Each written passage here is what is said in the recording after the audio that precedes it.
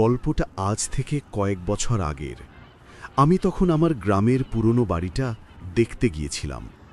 বাড়িটা বহু বছর ধরে বন্ধ পড়ে আছে। দরজা জানালা সবই জং ধরা। ভেতরে ঢুকলেই এক ধরনের স্যাঁতস্যাঁতে গন্ধ। ঘরে ঢুকেই লক্ষ্য করলাম সব ঘরই স্বাভাবিক, শুধু একটা ঘরের দরজা বাইরে থেকে তালা দেওয়া। আশ্চর্যের ব্যাপার হলো এই ঘরটার কথা কেউ কখনো বলেনি। কৌতূহল আমার বাড়তেই লাগল। ধীরে ধীরে দরজার কাছে যেতেই ভেতর থেকে খর্র খর্র শব্দ শোনা গেল, যেন কেউ মেঝের ওপর কিছু টেনে হাঁটছে। আমি ভয় পিছিয়ে আসতে চেয়েছিলাম, কিন্তু দরজার নিচ দিয়ে একটা ঠান্ডা হাওয়া বের হলো, যেন কেউ দরজার ফাঁক দিয়ে নিঃশ্বাস নিচ্ছে। আমি ভয়ে জমে গেলাম। ডাকলাম, কে আছো ভিতরে? উত্তর এলো না, বরং শব্দটা আরও জোরে হতে লাগল।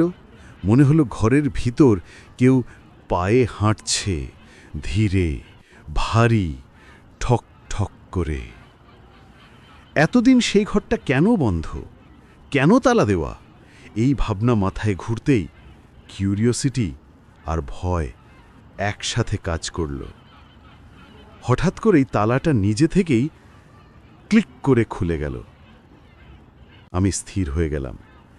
দরজাটা একটু একটু করে খুলে গেল, আর ভেতরে তাকাতেই দেখি ঘরটা পুরো অন্ধকার, কোনো জানালা নেই। কিন্তু ঘরের মাঝখানে একটা পুরনো কাঠের চেয়ার। চেয়ারে বসে আছে কেউ, পিঠ আমার দিকে।